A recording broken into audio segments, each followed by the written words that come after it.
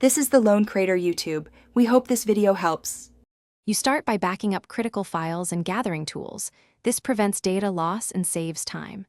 Once ready, confirm whether you have a 2.5 SATA SSD or an M.2 NVMe/SATA module so you know where it will fit.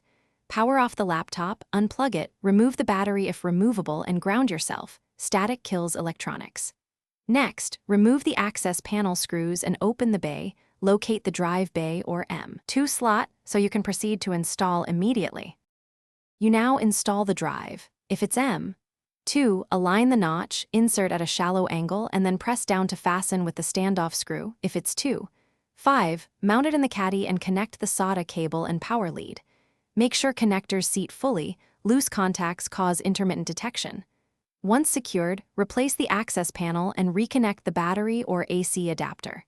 When you boot, enter the BIOS to confirm the new SSD is visible before continuing to software steps. You finish by cloning your system or performing a fresh OS install to the SSD, and then setting it as the primary boot device in the BIOS. This gives the speed benefits immediately. Once booted, enable OSI mode and confirm trim is active so the drive maintains performance, and update firmware and drivers if available. If the SSD doesn't appear, reseat it, test a different slot or adapter, and make sure BIOS has the correct mode enabled. This single troubleshooting step. Thanks for watching. Consider subscribing if we helped you.